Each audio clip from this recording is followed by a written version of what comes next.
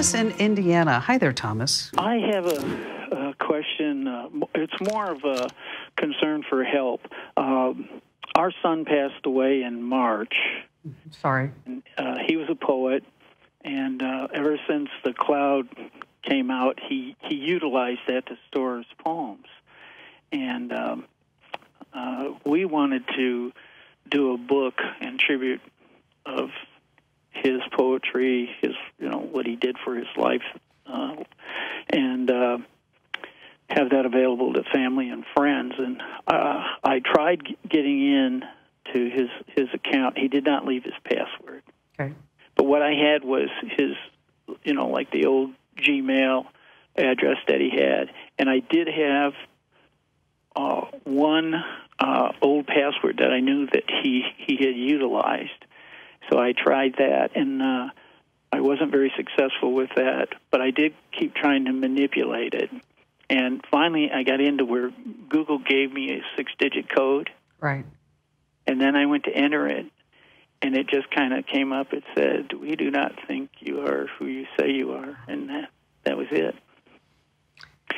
So I'm at a point where I just don't know where to go or who to go to. Do I need to present the death certificate to someone at Google? Do I go to the CEO or?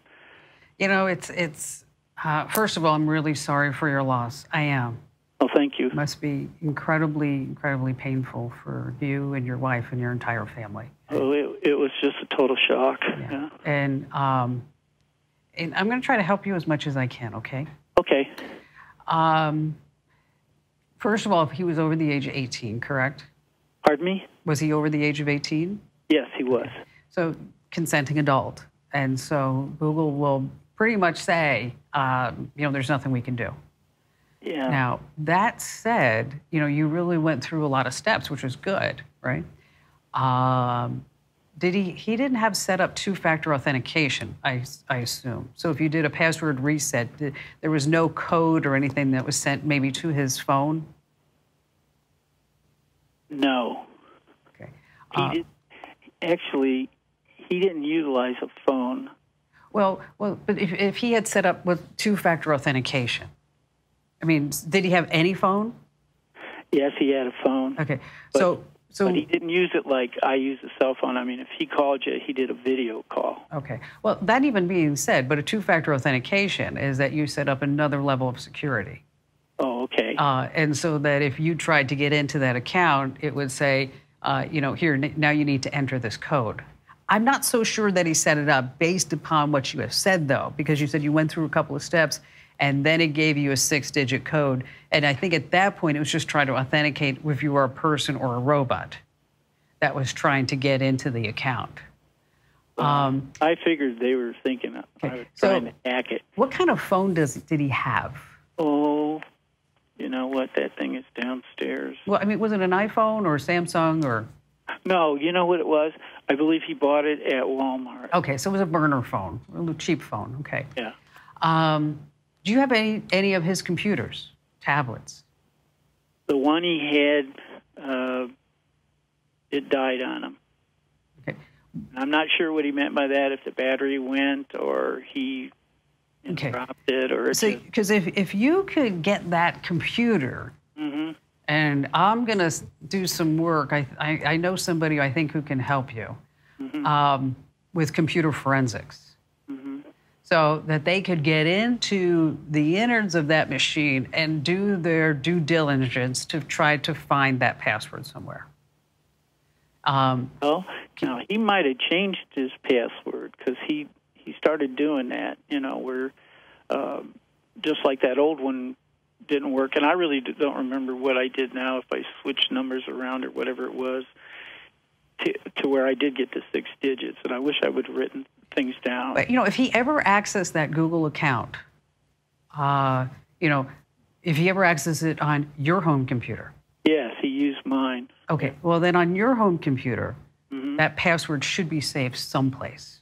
Okay, like if you're using Firefox, there's you can go into privacy and security, and then if you know the password to get onto the computer, you can see the passwords for anybody who accessed their accounts if they save the passwords there.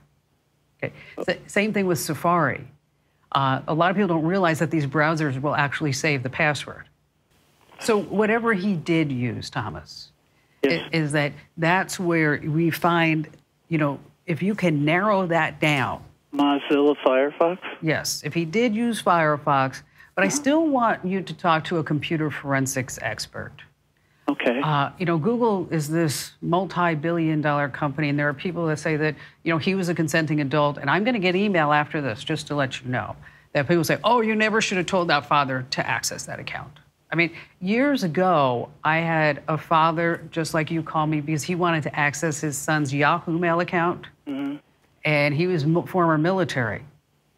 And I was able at that time to get Yahoo to speak to the father and to give them the information that they wanted. But I tell you, I took a lot of heat for it. And I'm not afraid to take that heat. But I just think that was then, this is now. I think you'd be better off going through computer forensics and let somebody get into the innards of that computer and start seeing and drilling around to see if they could find that password. I think you're going to find that will happen a lot easier and a lot quicker than trying to speak to the CEO of Google in Silicon Valley, who gets requests like this, I'm sure, all the time. So I put you on hold, Thomas. I'm going to do some homework and give Andrew all of your contact information. And let me see what kind of company I can find for you this coming week. And again, you have all of our sympathies here at the show for your loss.